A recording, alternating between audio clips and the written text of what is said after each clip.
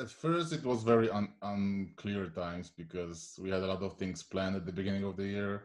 You know, January, February, New Year starting, lots of plans, lots of hopes, uh, and then suddenly the news of the COVID started to spread out. The new markets starting to get hit, and the worst timeline was between March and May, where most of the productions just literally just shut down everything. Almost all shoots were cancelled, postponed indefinitely. A lot of commercials were dropped. A lot of companies had to reevaluate the targets because now people suddenly, instead of traveling and spending lots of money, had to start to save money, sit at home, and change the way they live, kind of. So it was a tough at this time, but thanks to our diversity that we work on a lot of different markets, when one market got dropped, like for example the Asian, we mostly work with Indian and Far East markets like Singapore, China, Vietnam, Indonesia. Those markets were hit first. They almost completely shut down in March, but we still had India, we still had Middle East, we still had Polish market, which were still working. And in like April, May, those markets started to get hit and lock and shut down. But the China market started to again get up. So we had to do a lot of juggling between the markets to meet the needs and to make sure that we have the income still to work safely. As it affected our filmmaking process, well, we as a post-production company, we already for a few years now, we work mostly remotely with the clients because our clients are international, so we rarely meet them in person. We mostly work with Zoom or other software meetings, discussing emails and software like Frankie for online reviews with the client. So our workflow was already remote. So as we had already some projects going, we didn't have much adjustment to do. Main difference was that in March we went to remote work since most of the Poland also locked down, so we decided to switch to remote work like most of the studios, which lasted for 3 months. Of course, not everyone. Some people still wanted to go to the office, so they were free to do it.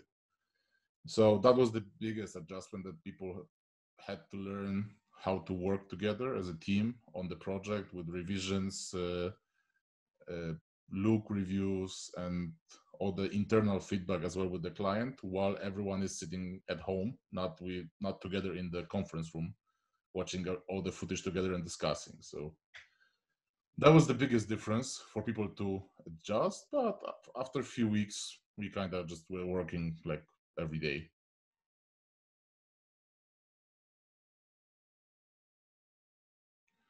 Well, of course, the technological advance, especially this year, was tremendous.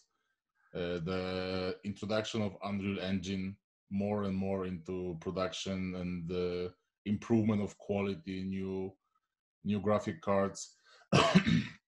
Sorry. And the advance in the look of Unreal Engine and the possibilities, the fur simulation, the weather simulation, and that the game engine for like especially commercial needs starts to look as good as normal workflow from 3ds Max, Maya, and Houdini. And work in Unreal has one huge advantage, that you don't need to spend dozens and hundreds of hours on rendering on render farms, because you get your preview instantly or in few minutes instead of hours. So that's one of the things that really advanced this year, and hopefully this year Epic Games will release the Unreal Engine 5, which hopefully, if they meet their promises, it's going to be revolution again. the amount of polygons, the amount of data you can input, the quality of all the shadows and everything in the engine, if they deliver what they promised, is going to be very drastic change to the workflow of post-production, I think, for a lot of moments, because soon the render quality of normal work won't be better than the render quality of Unreal Engine, and often it's not needed. Of course, if we would probably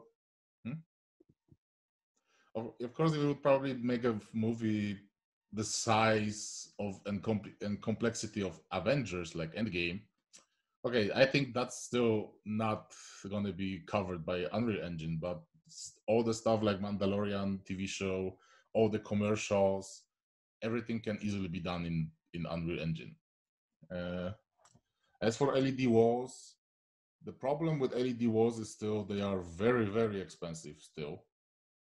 Of course, partially the COVID situation helped to improve this industry and to speed up the process of introduction of LED walls, because where some companies suffer, other can gain profit. Like in this situation, we have symbiotic like solution that event companies, all the companies around the world that were doing all sort of events, conferences, concerts, like outdoor events with the huge panels on the stages, suddenly are jobless because all the screens are sitting at home in the warehouse storage house and they are not working.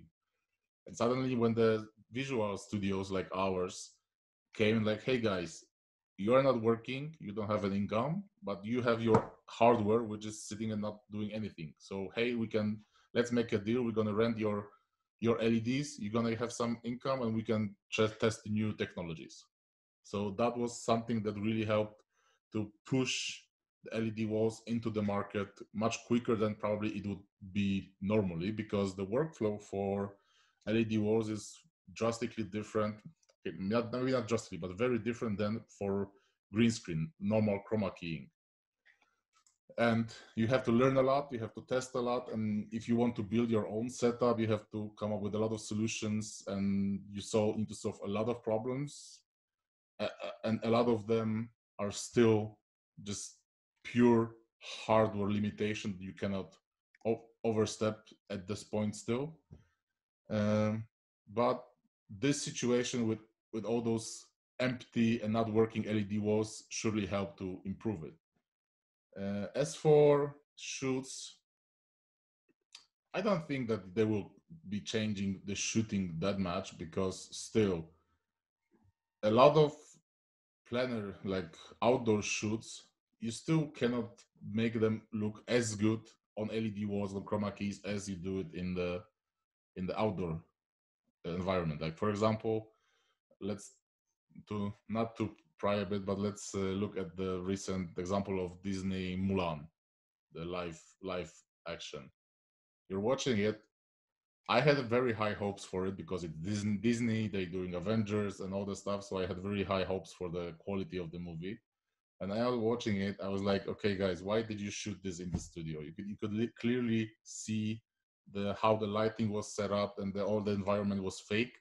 Even though it was not some very fancy environment, you could easily go to any like 1 hour drive and shoot something, and still you can see the difference in the lights between the studio and outdoor environment. So I would say, sure, LED walls will be one of the basic technologies to use, like chroma keys, but still, I don't think they can ever fully 100% replace the outdoor environment shoots.